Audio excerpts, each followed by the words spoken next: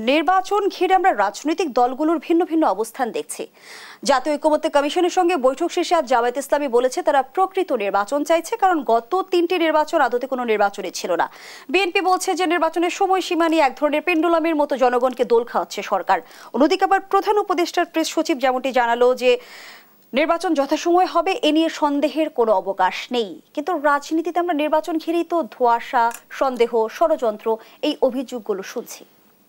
দেখেন, আমি প্রথমত একটা কথা বলি, বিএনপির যে অভিযোগটা যে নির্বাচন নিয়ে সরকার জনগণকে পেন্ডুলামের মতো দোল খাওয়াচ্ছে, এই কথাটা ওইভাবে সত্য নয়। সত্য নয়। পেন্ডুলাম জিনিসটা কি, যে একবার আসে একবার যায়, একবার আসে একবার যায়। সরকার কিন্তু এই আসা যাওয়ার মধ্যে একবারও নাই। সরকার কিন্তু কখনো বলে নাই নির্বাচনটা আগে হবে অথবা পরে হবে। সরকার শুরুর থেকেই বলছে যে ডিসেম্বরে অথবা জুনে। সরকারের কথা একটু চেঞ্জ হয়েছে, আমি সেটা বলি কোথায় চেঞ্জ। সরকার প্রথম বলেছে যদি কম সংস্কার চায় রাজনৈতিক দলগুলো তাহলে ডিসেম্বরে হবে, যদি বেশি সংস্কার চায় তাহলে আগামী বছরের জুন এর মধ্যে হবে।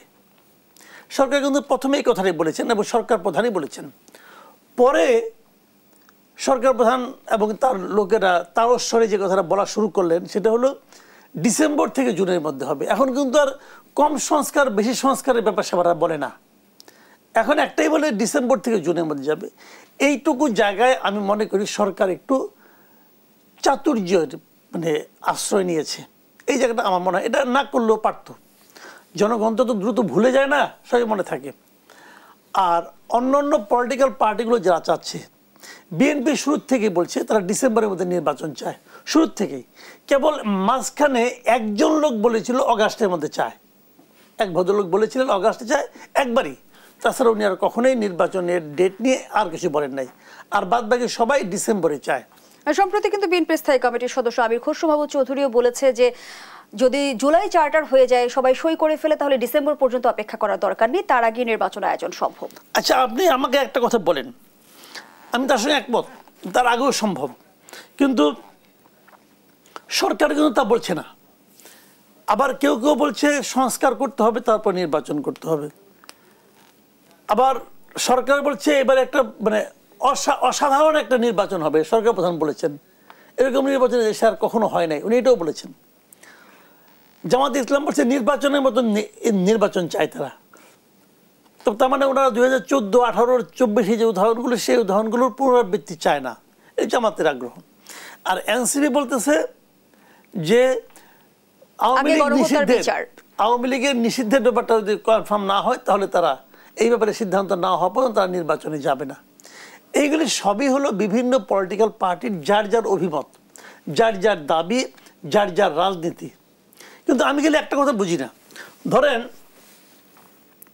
যদি কখনোই রাজনৈতিক দলগুলো একমত না হয়, আপনি আমার এই কথাটা বোঝান, যদি রাজনৈতিক দলগুলো একমত না হয় শেষ পর্যন্ত, তাহলে কি নির্বাচন হবে না?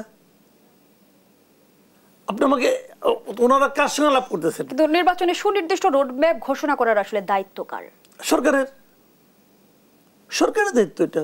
আমি যেটা বলছিলাম যে যদি কখনো, যেমন ধরেন আমি একটা এক্সাম্পল দিয়ে বলি আপনাকে, জামায়াতে ইসলাম বলতেছে আগে হবে স্থানীয় সরকার নির্বাচন, তারপরে হবে জাতীয় সংসদ নির্বাচন। বিএনপি বলতেছে কোনো অবস্থাতেই স্থানীয় সরকার আগে না, আগে জাতীয় সংসদ। এখন এই যে বিরোধগুলো, যদি এই বিরোধগুলো নিষ্পত্তি না হয়, সরকার বলতেছে সরকারের মেয়াদ হবে 4 বছর, আজকে জামায়াতে ইসলাম বললো না 5 বছর। এখন আমরা আশা করতেছি একটা ঐক্যমত্য তারা পৌঁছতে পারবে, আশা করতেছি। যদি না পৌঁছে তাহলে কি নির্বাচন হবে না? এই কথাটা বলেন, আবার এই প্রশ্নের জবাবটা দেন যে রাজনৈতিক দলগুলো কি চাইলো না চাইলো, যে সেটাই চূড়ান্ত হয়। যদি নির্বাচন না হয় তাহলে ঠকলো জনগণ। কারণ জনগণ তো একটা নির্বাচন, জনগণ তো ভোট দিতে চায় রে ভাই।